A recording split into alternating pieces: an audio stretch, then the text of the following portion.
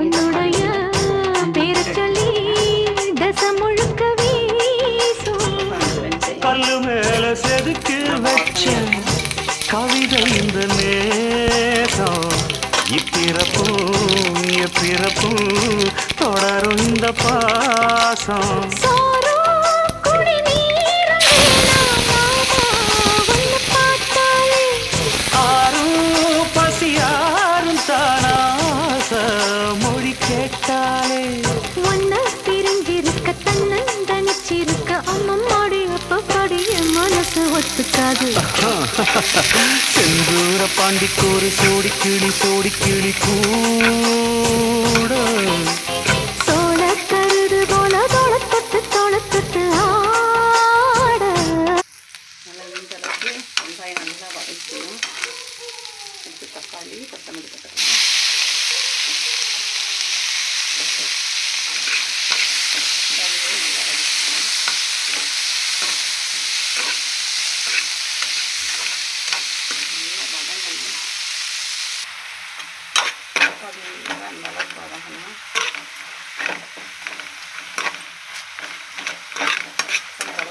இருக்கும்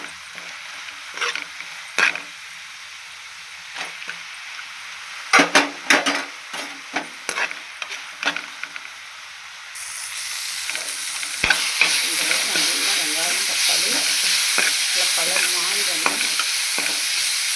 டேஸ்ட்டாக இருக்கும். மஞ்சள் போட்டுக்கலாம். நம்ம வீட்டில் மிளகாத்தூள் குழம்பு மிளகாத்தூள் மசாலாத்தூள் நம்ம வீட்டுத்தூள் தான் போடுறோம். முக்காப்பிலையும் போட்டுக்கலாம். குழம்பு உடச்சி வச்சுக்கலாம். முட்டை வேணுங்கிறது தண்ணி ஊற்றிக்கலாம். இப்போ கொஞ்சம் புளித்தண்ணி வந்து ஊற்றலாம். அதுக்காக சேர்த்து நல்லா நீட்டாக கவுச்சி இருக்காது. குழம்பு டேஸ்ட்டாகவும் இருக்கும். வேணுங்கிற தண்ணி இப்போ காலத்துக்கு தக்கன வேணுங்கிற தண்ணி ஊற்றிக்கலாம். குழம்பு எவ்வளோ தேவையோ அவ்வளோ ஊற்றிக்கலாம்.